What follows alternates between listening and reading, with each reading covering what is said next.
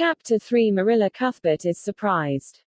Marilla came briskly forward as Matthew opened the door. But when her eyes fell on the odd little figure in the stiff, ugly dress, with the long braids of red hair and the eager, luminous eyes, she stopped short in amazement.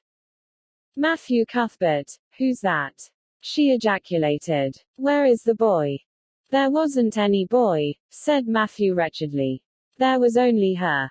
He nodded at the child, remembering that he had never even asked her name.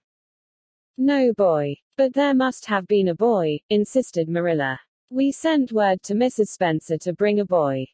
Well, she didn't. She brought her. I asked the station master. And I had to bring her home. She couldn't be left there, no matter where the mistake had come in. Well, this is a pretty piece of business, ejaculated Marilla.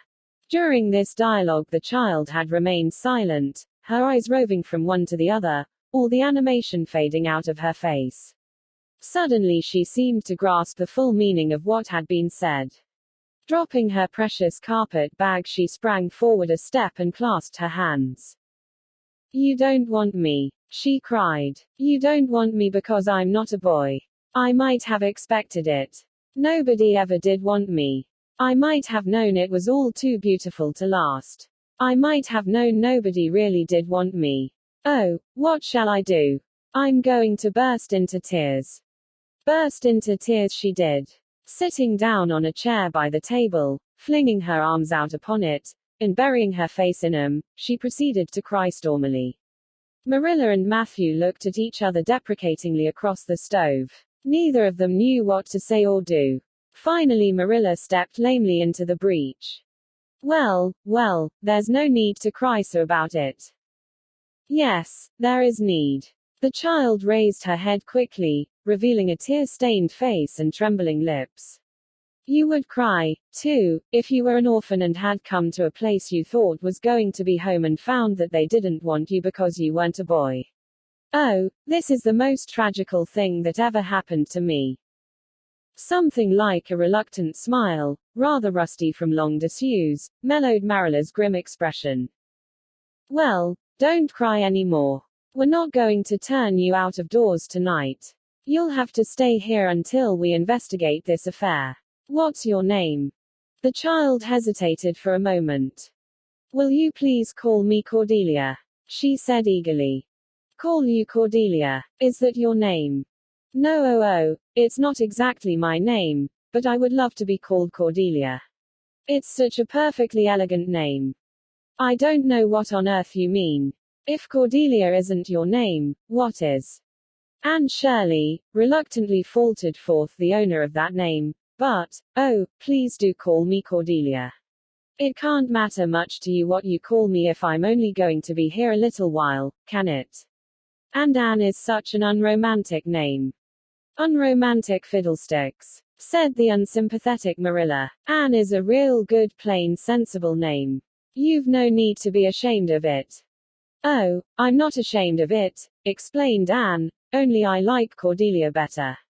I've always imagined that my name was Cordelia, at least, I always have of late years. When I was young I used to imagine it was Geraldine, but I like Cordelia better now. But if you call me Anne, please call me Anne spelled with an E. What difference does it make how it's spelled? Asked Marilla with another rusty smile as she picked up the teapot. Oh, it makes such a difference. It looks so much nicer. When you hear a name pronounced, can't you always see it in your mind, just as if it was printed out? I can. And ANN looks dreadful, but ANNE looks so much more distinguished. If you'll only call me Anne spelled with an E, I shall try to reconcile myself to not being called Cordelia. Very well, then, Anne spelled with an E, can you tell us how this mistake came to be made? We sent word to Mrs. Spencer to bring us a boy. Were there no boys at the asylum? Oh, yes, there was an abundance of them. But Mrs. Spencer said distinctly that you wanted a girl about 11 years old. And the matron said she thought I would do. You don't know how delighted I was. I couldn't sleep all last night for joy. Oh, she added reproachfully, turning to Matthew, why didn't you tell me at the station that you didn't want me and leave me there? If I hadn't seen the white way of delight and the lake of shining waters, it wouldn't be so hard. What on earth does she mean? Demanded Marilla, staring at Matthew. She's just referring to some conversation we had on the road, said Matthew hastily. I'm going out to put the mare in, Marilla. Have tea ready when I come back. Did Mrs. Spencer bring anybody over besides you? Continued Marilla when Matthew had gone out. She brought Lily Jones for herself. Lily is only 5 years old and she is very beautiful and had nut brown hair. If I was very beautiful and had nut brown hair, would you keep me? No. We want a boy to help Matthew on the farm. A girl would be of no use to us. Take off your hat. I'll lay it and your bag on the hall table. Anne took off her hat meekly. Matthew came back presently and they sat down to supper. But Anne could not eat. In vain she nibbled at the bread and butter and pecked at the crab apple preserve out of the little scalloped glass dish by her plate. She did not really make any headway at all. You're not eating anything, said Marilla sharply, eyeing her as if it were a serious shortcoming. Anne sighed. I can't. I'm in the depths of despair. Can you eat when you are in the depths of despair? I've never been in the depths of despair, so I can't say, responded Marilla. Weren't you? Well, did you ever try to imagine you were in the depths of despair? No, I didn't. Then I don't think you can understand what it's like. It's a very uncomfortable feeling indeed. When you try to eat, a lump comes right up in your throat and you can't swallow anything, not even if it was a chocolate caramel. I had one chocolate caramel once 2 years ago and it was simply delicious. I've often dreamed since then that I had a lot of chocolate caramels, but I always wake up just when I'm going to eat them. I do hope you won't be offended because I can't eat. Everything is extremely nice, but still I cannot eat. I guess she's tired, said Matthew, who hadn't spoken since his return from the barn. Best put her to bed, Marilla. Marilla had been wondering where Anne should be put to bed. She had prepared a couch in the kitchen chamber for the desired and expected boy. But, although it was neat and clean, it did not seem quite the thing to put a girl there somehow. But the spare room was out of the question for such a stray waif, so there remained only the east gable room. Marilla lighted a candle and told Anne to follow her, which Anne spiritlessly did, taking her hat and carpet bag from the hall table as she passed. The hall was fearsomely clean. The little gable chamber in which she presently found herself seemed still cleaner. Marilla set the candle on a 3-legged, 3-cornered table and turned down the bedclothes. I suppose you have a nightgown? She questioned. Anne nodded. Yes, I have 2. The matron of the asylum made them for me. They're fearfully skimpy. There is never enough to go around in an asylum, so things are always skimpy, at least in a poor asylum like ours. I hate skimpy night dresses. But one can dream just as well in 'em as in lovely trailing ones, with frills around the neck, that's one consolation. Well, undress as quick as you can and go to bed. I'll come back in a few minutes for the candle. I daren't trust you to put it out yourself. You'd likely set the place on fire. When Marilla had gone, Anne looked around her wistfully. The whitewashed walls were so painfully bare and staring that she thought they must ache over their own bareness. The floor was bare, too, except for a round braided mat in the middle such as Anne had never seen before. In one corner was the bed, a high, old-fashioned one, with 4 dark, low-turned posts. In the other corner was the aforesaid 3-corner table adorned with a fat, red velvet pincushion hard enough to turn the point of the most adventurous pin.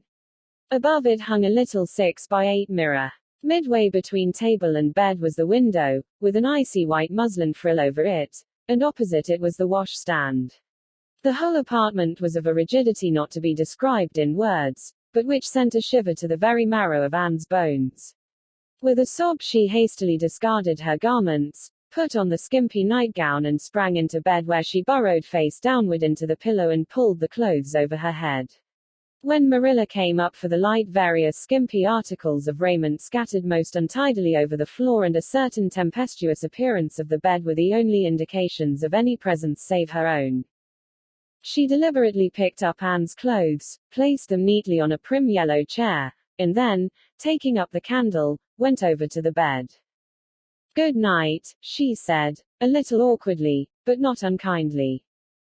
Anne's white face and big eyes appeared over the bedclothes with a startling suddenness.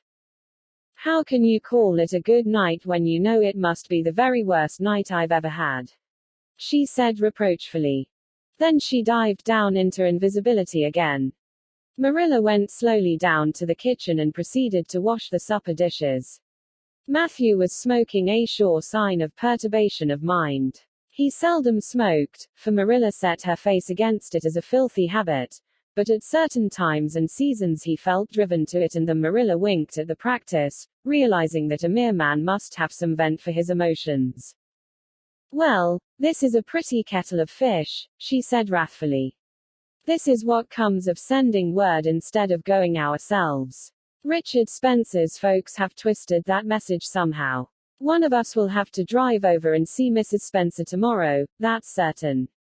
This girl will have to be sent back to the asylum." "Yes, I suppose so," said Matthew reluctantly. "You suppose so. Don't you know it? Well now, she's a real nice little thing, Marilla. It's kind of a pity to send her back when she's so set on staying here." "Matthew Cuthbert, you don't mean to say you think we ought to keep her?" Marilla's astonishment could not have been greater if Matthew had expressed a predilection for standing on his head. "Well, now, no, I suppose not exactly," stammered Matthew, uncomfortably driven into a corner for his precise meaning.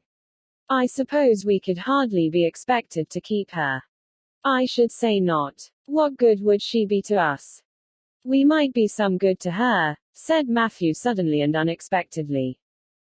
"Matthew Cuthbert, I believe that child has bewitched you. I can see as plain that you want to keep her." "Well now, she's a real interesting little thing," persisted Matthew. "You should have heard her talk coming from the station. Oh, she can talk fast enough. I saw that at once. It's nothing in her favor, either. I don't like children who have so much to say. I don't want an orphan girl, and if I did, she isn't the style I'd pick out. There's something I don't understand about her. No, she's got to be dispatched straight way back to where she came from." "I could hire a French boy to help me," said Matthew, "and she'd be company for you." "I'm not suffering for company," said Marilla shortly. "And I'm not going to keep her." "Well now, it's just as you say, of course, Marilla," said Matthew, rising and putting his pipe away. "I'm going to bed." To bed went Matthew. And to bed, when she had put her dishes away, went Marilla, frowning most resolutely.